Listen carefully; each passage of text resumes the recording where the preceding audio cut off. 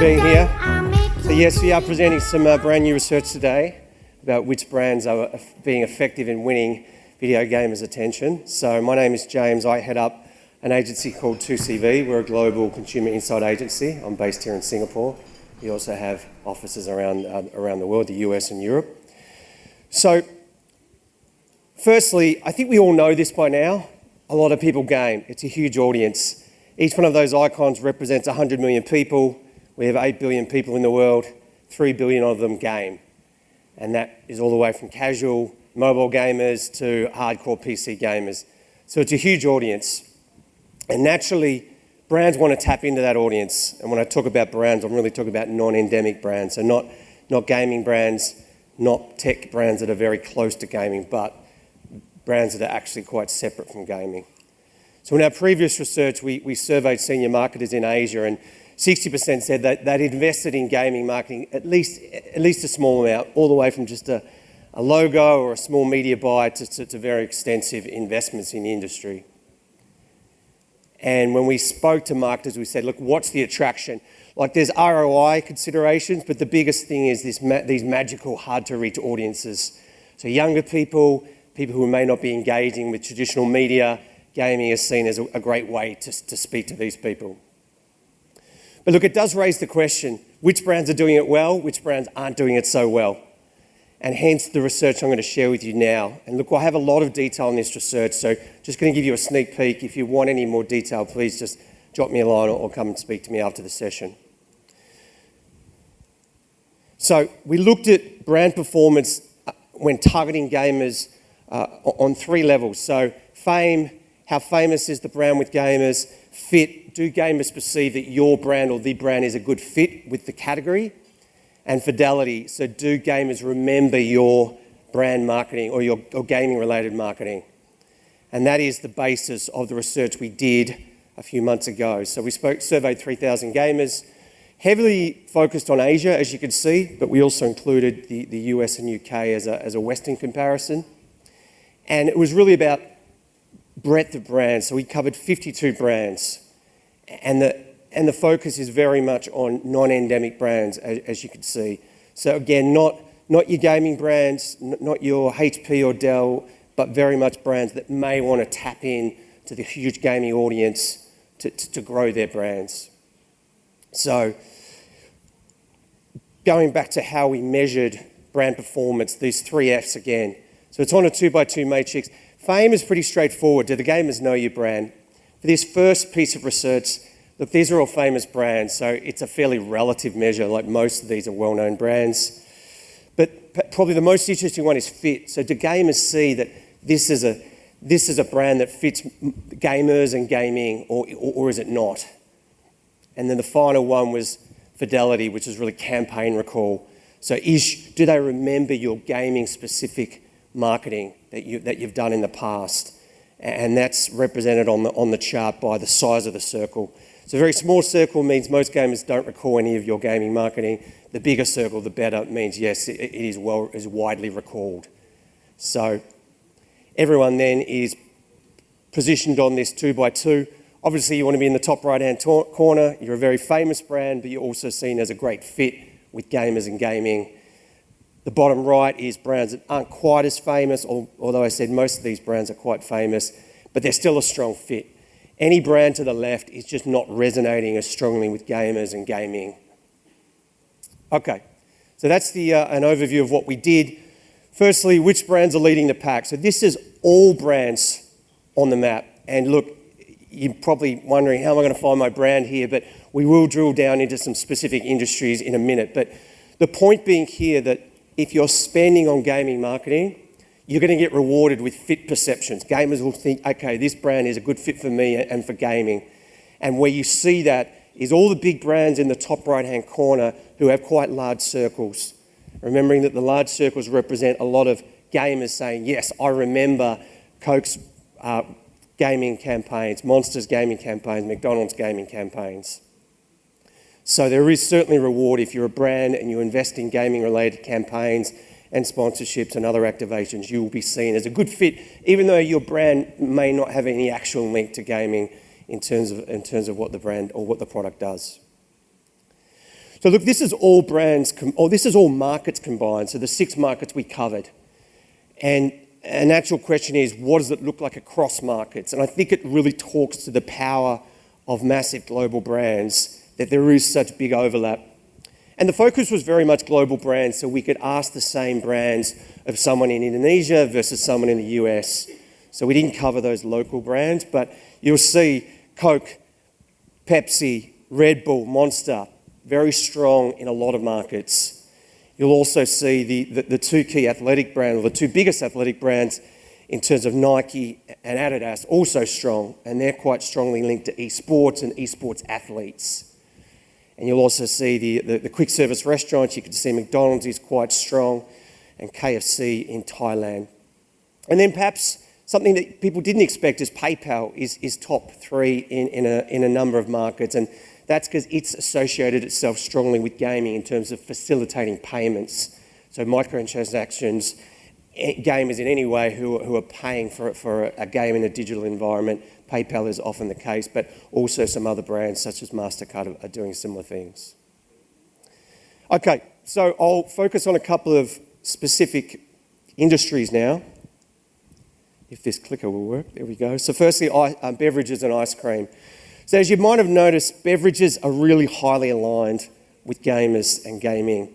So you'll see Coke, Pepsi, Red Bull, Monster, all far a long way to the right, which means gamers see them as fitting well with the category.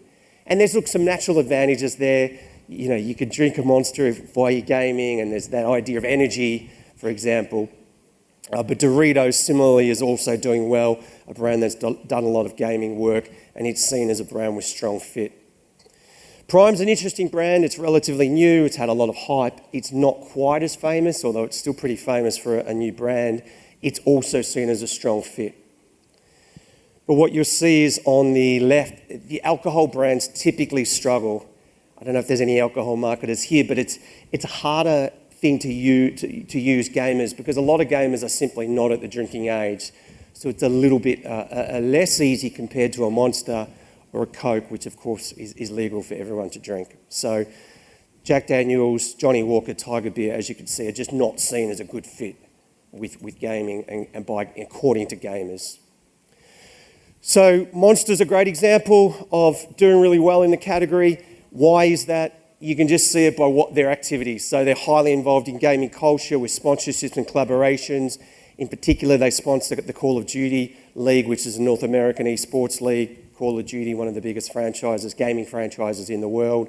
They also do things like rewarding customers with gaming items. You can see the Apex Legends example there. If you buy a Monster, you can get some exclusive in-game items for Apex Legends. It's a really great example there. Moving on to entertainment. Gamers do like other things besides gaming, and particularly sport, and you could see the sports league brands are a long way to the right, and that's simply because those brands have games related to them. There's NBA 2K, there's FIFA, for example, there's Madden in NFL. So they're just naturally a good fit with gaming. The other brands, they're involved in gaming. They're not quite as a good fit because arguably they're competing content. So you're gonna play a game or you're gonna watch Disney Plus. But they are still seen as an okay fit based on some of the activities they've done. And Spotify stands out amongst that group as having the best fit. And you might wonder, well, what is Spotify doing? So some of the things they do to align themselves with gamers and gaming is they have gaming-related soundtracks. So you might be playing GTA and you want to hear the soundtrack. Spotify will have that for you, and they'll have other gaming playlists. They also sponsor League of Legends with Riot Games, so one of the biggest esports franchises in the world. And they also sponsor esports events such as Gamers 8, which is a big esports event in Saudi Arabia. So a brand it's a music brand, but it's been able to align itself well with gaming by some of these activities. Okay, now looking at QSRs, we saw that there was a couple of really strong brands on that initial map, and you can see them quite clearly here being McDonald's and KFC. A few of the others are lacking fit. So you could see Starbucks. Quite a lot of gamers said, yes, I do recall some gaming marketing from Starbucks, but I don't see it as a good fit. It's almost like the idea of coffee maybe doesn't fit as well, or maybe the activations aren't hitting as well as what KFC and McDonald's are doing. So if you're a brand owner at Starbucks or Subway, you'd be looking to move it further to the right to better resonate with gamers. Look, KFC is a really great example of a brand that's really gone all in on gaming, and they're being rewarded with these perceptions. And some of the stuff they do is really fun. So the first 2 points here is around playing games and earning things. So you might buy KFC and you might get an in-game item. You play a game, you might get a KFC discount. But I think more fun is the in-game appearances. So yes, that is Colonel Sanders beating the hell out of someone in Street Fighter, which I think is a great example of taking a very, very long-standing brand asset and sort of modernising it for this young audience and actually having it in the game where you can play that game. They've also done limited edition merchandise, which is the headphones you can see, but potentially my favourite is the KFC console. They announced this console and it was clearly a hoax because the tray you can see in that diagram is actually a place to keep your chicken warm. So we probably should have worked out that it wasn't genuine, but it got a huge amount of coverage and gamers were talking about it because it was just fun. So a nice example there from KFC. Final category is fashion and beauty. Look, this is a weaker category in terms of fit besides those two brands, the two mega brands I mentioned earlier in Adidas and Nike. So a lot of the other brands, yeah, there's some recall of their campaigns, but they're just not seen as a good fit. And I think a brand like Chanel, which is obviously a luxury brand, to me it poses the question, at what point as a category do you say, look, gaming is just not for us? And it's interesting because there have been a lot of luxury brands that have tried to use gaming to grow their brand. Brands like Gucci and Balenciaga and Chanel, you could see it's a long way to the left. So at what point do they say, look, gamers aren't our thing, it's someone else? Besides Adidas and Nike, one brand that's done quite well is Vans. So you'll see, to show that there is a difference in what you're doing and how it can improve your fit, is Skechers and Vans. You could argue they're similar brands. They're selling shoes, casual shoes in particular. Vans is obviously doing better than Skechers. And some of the reasons why is some of the activities Vans have done.